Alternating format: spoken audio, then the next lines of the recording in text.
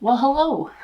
How are you? How's it going? Are you doing well? I hope you're doing well. I hope you're all doing fantastic. Welcome back. This is Cover Art, a series where I talk about video games I'm currently playing while also doing my makeup inspired by said video games. If you're ever interested in what I'm using, I'm going to go ahead and leave all of the tools and makeup in the description below. Otherwise, I probably won't talk about it a whole lot during the video. Maybe every here and there. It's like pouring outside, and I feel like with all the thunder and lightning, I'm shooting the wrong video today, but it is what it is. Okay, so today we're going to be talking about a game called Hades. Just came out last year, just in the fall of 2020, so relatively new again. Boy, it's a fun game. Seriously, it is so much fun. It's really addicting.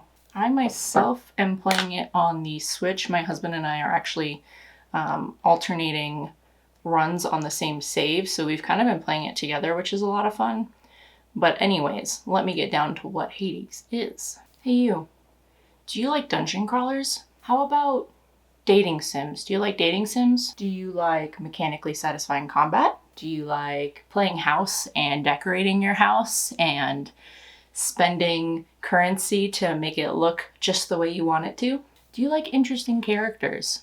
Do you like good character development? Do you like a pretty dope soundtrack? Then Hades is probably the game for you. Seriously, it is so much fun. Me and my husband have been playing it back and forth and having a blast with it.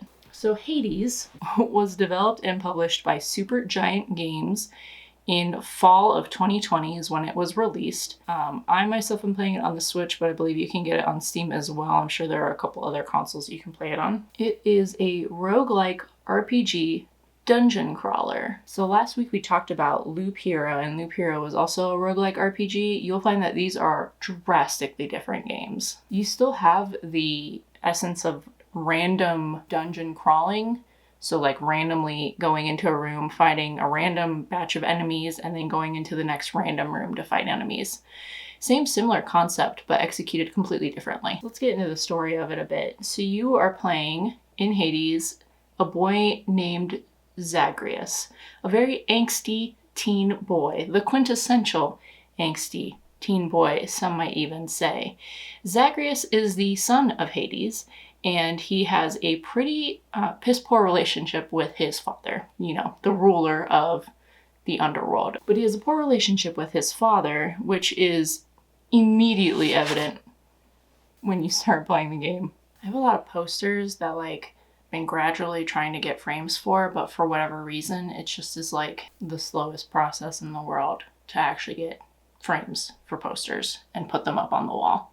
I don't know why. So one day, Zagreus says, "I'm done, I'm out of here, I'm escaping the underworld, I'm not putting up with you anymore, Dad," and tries to escape the underworld. He is aided by the goddess Nyx, the goddess of night, who is just a total babe, really. Nyx in this context is actually kind of like a motherly figure to Zagreus. He basically grew up with her. She helped raise him. So she helps him out, as well as his Olympian family, who had no idea that he even existed prior to the start of the game, really. You find out a little later that Nyx is the one who contacted them to kind of be like, hey, can you help your boy out? By the way, here's your boy. Didn't know you had him. But you are aided by them, and you, as Zagreus, attempt to escape the underworld and your father. So like I said, it is a dungeon crawl. You start at the very beginning in the realm of Tartarus. There are 3 different realms that you're going to have to break out of, each of them having their own boss at the end of their little area. So you're going through areas, reaching the boss, advancing to the next area, and trying to escape in that manner. You'll go through random rooms with random enemies. You'll have to defeat all of the enemies in that room to be able to unlock the door into the next room. Sometimes the game will even give you a choice as to, hey, do you want to pick door A or B? And the only difference is the doors will show you the reward for the room. Once you defeat all the enemies, you unlock the door, but you also actually get a reward for defeating the enemies in that room. That reward could be a form of currency that you'll use in the game, like darkness is a form of currency. There's also just straight gold that you can use to buy items during your run. And there are gems too, and gems are primarily used to help you unlock different decorative items for the House of Hades. which we'll get into a little bit in a second. You're trying to get out of your father's realm, right? So you've got Tartarus is where you start. That is where the House of Hades resides. After Tartarus, you've got Asphodel, which is like a lava realm. It's just like hot, hot lava, you know, souls burning for all of eternity kind of vibes. After Asphodel, though, you have Elysium. Elysium is where all of the Greek heroes of legend reside. So like their basic heaven, if you want to call it that. But, you know, their reward in the afterlife for having been awesome, I guess. After you burst through Elysium, you are taken to the Temple of Styx. And this is basically like an underground temple that will eventually lead to the outer world. Then after you defeat the temple boss area, you'll make it to the surface, just a little bit of the surface, and that's where you'll encounter your final boss. Needless to say, it's pretty lengthy, but honestly runs generally take about 30 minutes once you can start breaking in through the temple area. On your journey, you also receive boons. Like I said, you've got your family up in Olympus helping you out. They will send you boons, which will actually buff certain aspects of either your attack, your special, your dash, your cast, the things you're using to fight all these enemies, basically. So like the currency I mentioned earlier, boons are going to be other room rewards that you might be able to get, along with something called a Daedalus hammer, which actually will upgrade whatever weapon you're using for that run. Now, when Zagreus is unsuccessful in breaking out and dies sometime during the run, he is returned back to the House of Hades. The House of Hades is filled with a bunch of different characters you can interact with, a lot of characters that you can actually court and gain favor for and potentially date, which is where that dating sim line comes in. There's actually a lot to do in the House of Hades. You can also spend the gems that you got on different house upgrades for the house. So while Hades is rather reluctant for any sort of change, Zagreus is like, well, I've got all these gems now. I'm gonna spruce this place up, you know? Like, Cerberus trashed the break room again. Like, I'm gonna get that fixed and everyone can have their break room back. And it unlocks different sort of aspects too. Just interacting with the characters, stuff that you can like unlock that allows you to trade items for different items. Just another way to progress outside of the actual runs. Because again, this is a game where you're going to be losing things every time you go into the next run, but at the same time, you do gain certain currencies that you can bring back. So for instance, you can bring back gems and darkness, but you can't bring back gold. Gold is only going to help you within the run when you see your boy Charon, who's going to sell you stuff to try and make your life easier throughout the run that you currently are doing. So one of the ways that Nyx really helps you out to get out of your father's realm is she provides you with something called the Mirror of Night. And after your first run, you're already going to have it in Zagreus's room. So what the Mirror of Night does is it actually allows you to customize each individual escape attempt. So you can get different upgrades and different abilities, and you can actually swap them out, upgrade them. Basically, it just allows you to customize your run. For instance, do you want to dash 2 times? Do you want to be able to dash and then immediately dash again? Or do you want to be able to dash and then gain a slight resistance or like a chance to dodge immediately after dashing? Which one would you prefer? You're allowed to swap in and out of these different aspects to be able to progress further and further. Because let's be honest, it's not easy. You're not going to break out of your father's realm on your first run unless you're like a gamer god. I don't see that happening, unfortunately. You have to be really, really good at video games to do that, I think. Within the House of Hades, you also have your infernal arms. So you have the house, you have the reception hall, you have a couple of wings. You have Zagreus's room, which is a fucking mess. Honestly, I love that I can like customize the house and everything, but this dude can't pick up his dirty clothes off the floor. Are you kidding me? It's disgusting. You can change the rugs. You can change the columns. You can't force Zagreus to clean his goddamn room. Like I said, quintessential angsty teen boy.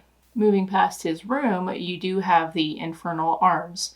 And you also have a mysterious training dummy by the name of Skelly, who was sent there mysteriously to help Zagreus train. So you have this area where you keep all of your infernal arms, which will unlock as you progress through the game. It could be Zagreus's sword, and maybe you'll get a bow and arrow.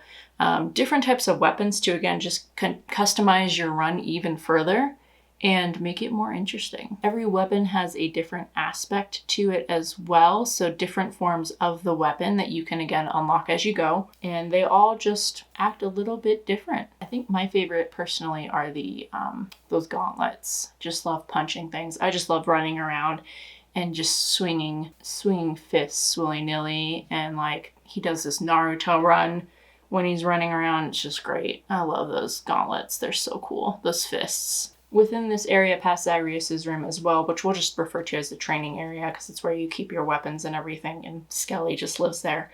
You will also have your keepsakes. Keepsakes are different items that you can take through on runs with you. You can trade them between areas as well, and they again are just little items that help improve different stats or have different effects. Like for instance, if you carry around the rose that you get from Aphrodite, you have a higher chance of seeing her and getting one of her boons in the next room at the beginning of every run. Things like that, or having a chance to dodge attacks, having an acorn that lets you nullify the first 5 attacks from enemy bosses. And you get these little keepsakes from other characters. So once you gain favor with other characters, aka giving them gifts, once you give them enough gifts, they'll be like, here, have this acorn, or have this shroud, or what have you. There's a lot of different Greek legends in the game. Obviously, all of the Olympian gods. You've got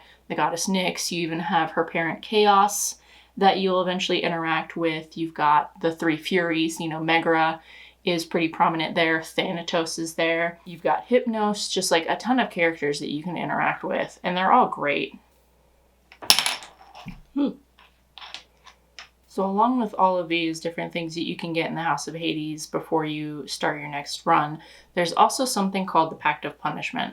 The Pact of Punishment doesn't actually unlock until you beat the game. And I'll get into some spoilers in a bit that will explain what I mean by beat the game, because it's just so well written in that even after you accomplish your goal, you want to keep playing. There is like so much to do, seriously.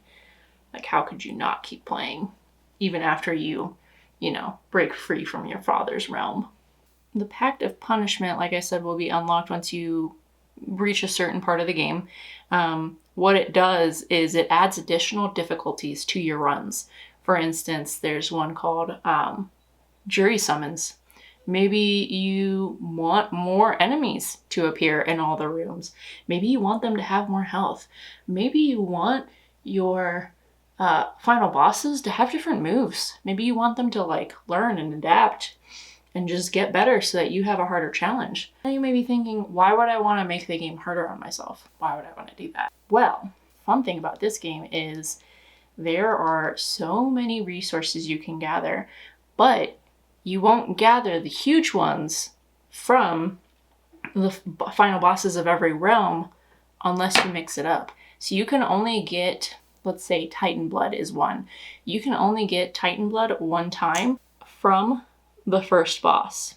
You can only get Ambrosia once from the third boss.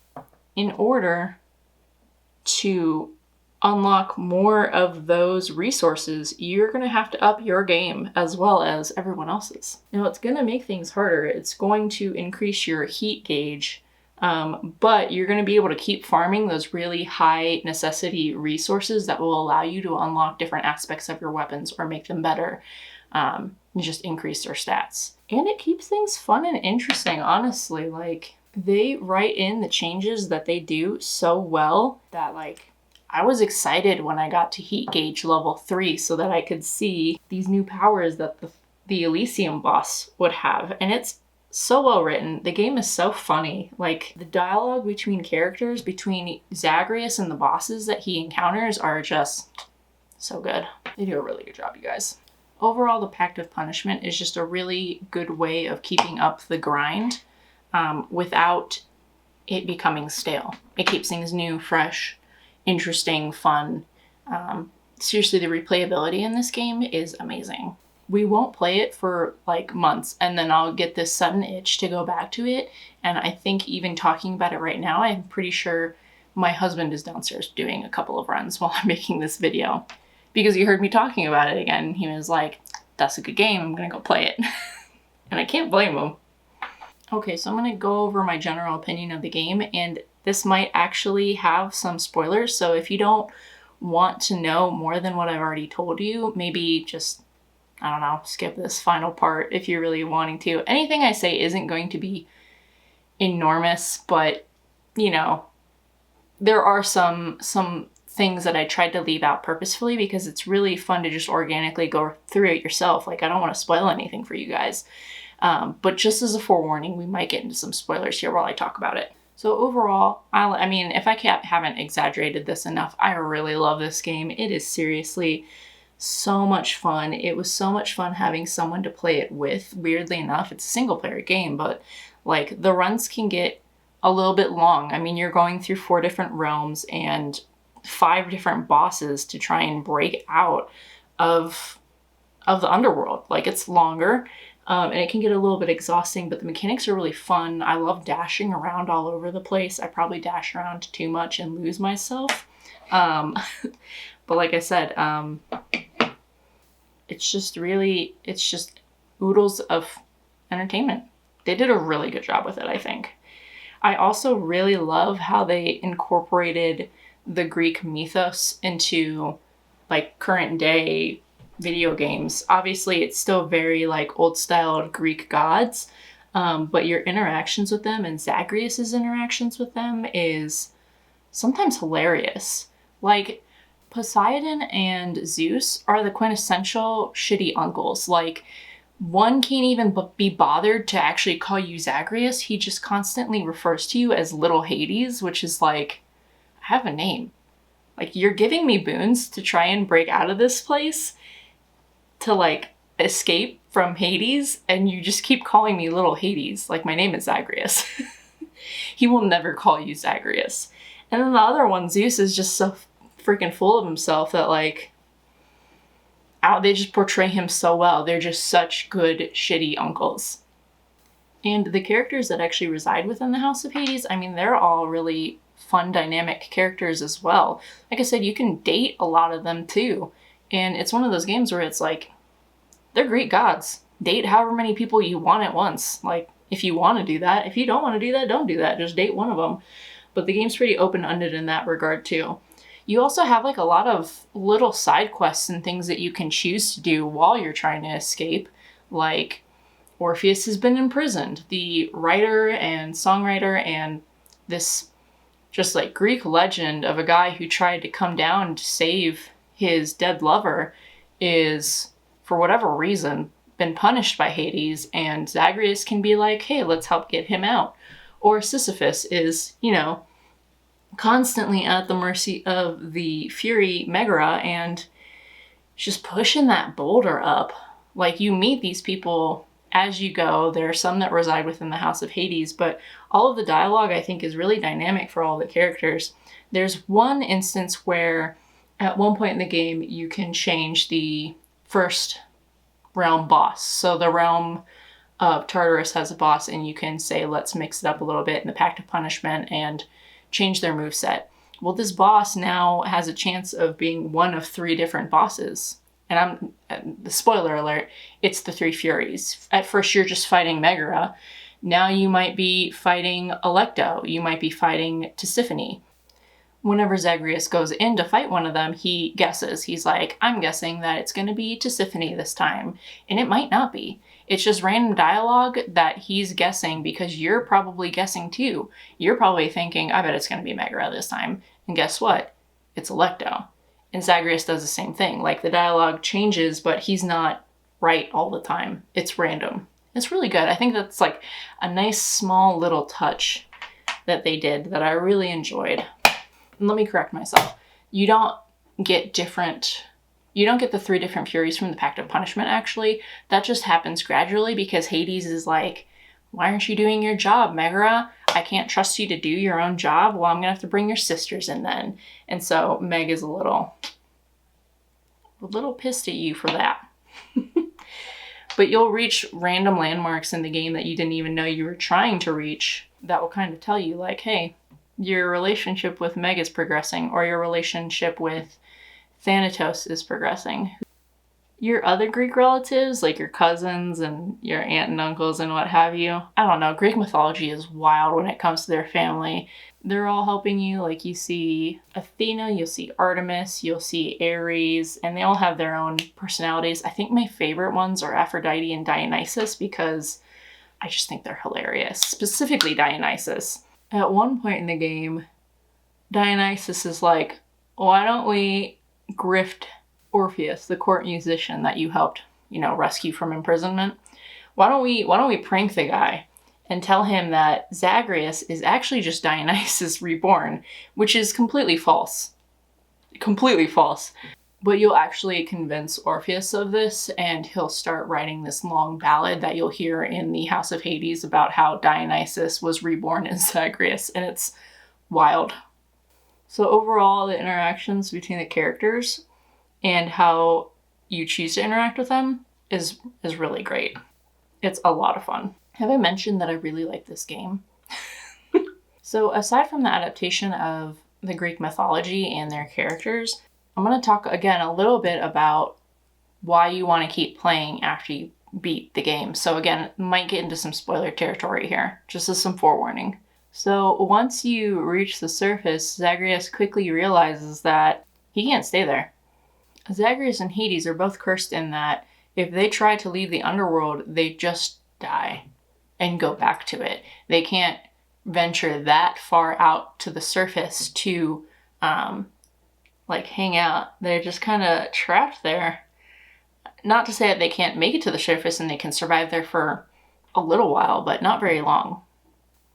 So regardless of where you're at in your run, you're going to return to the House of Hades. It's just going to happen. You're just going to end up back there and keep trying to make it out. And your reasons for trying to make it out will gradually change over the course of the game after you accomplish your first goal. And you'll just keep getting these little goals that make you say, yeah, I want to meet this goal and then see what happens. Like, I want to, again, spoiler alert, skip ahead like a minute. I want to find my real mom, Persephone, and get her to join us back in the underworld. I want to know why she left me and my dad. When you do meet her, like, how do you convince her to join the underworld? Like, how do you convince her to come back? Can you repair this broken relationship that your parents have, which is like every teenager at some point or another with divorced parents has that desire, I think, to want to see if they can help. Because it's just like, I don't want to say innate, but I think it's definitely a desire at some point if you're a budding youth and your parents have divorced. Huh. Yep, the usual. Bouncy today. Y'all, I think I have to give up that headband. I mean, look at this. It will not. Oh my God. It just keeps bouncing back. Final thoughts. The story is so well written. The characters develop so well. Like, it makes you just keep wanting to come back to play it more and more, to interact with these characters more, to make more escape attempts to just piss off your dad. Just teen boy things. It's overall a really well-developed game. I can't stress enough how much fun I've had with it in the past 6 months even. Like I said, it came out in fall 2020 and we picked it up pretty quickly. It's May of 2021 and we're still going back to it every now and then. If it's something you're interested in, if dungeon crawlers if it sounds fun to you, even if just good story and character development sounds good to you, I would highly recommend trying this game. It's got like a 10 out of 10 on Steam. It did really well. So if you haven't tried it, give it a go. Let me know what you think of it. I know I spent the majority of this video just gushing about how much I love this game, but I was really excited to do this. And I'm also really interested in Greek mythology. I just think it's so fascinating. And so to have a game revolved around that, I don't know, it just really appealed to me personally. So what do you guys think of Hades? Let me know if you try it in the description below. Let me know if you have played it and your thoughts on it. Maybe there is some, negative aspect to it that I missed, but I'm also pretty easy to please when it comes to entertainment in general. So I really couldn't find much fault with the game. If there's something that bothered you about it, please let me know and share below. And yeah, just let me know what you think. Well, thank you guys so much for joining me today. I had a really great time talking to you about Hades and doing this like red and yellow, like Zagreus themed makeup look at the same time. I really actually wanted to do a NYX themed one, and there are so many characters in the game, I could probably do a whole separate video that's just talking about the characters and doing looks for those characters in particular. Might do that. I hope you have a wonderful rest of your day or night or whatever comes next for you. And thanks again for joining me. Bye.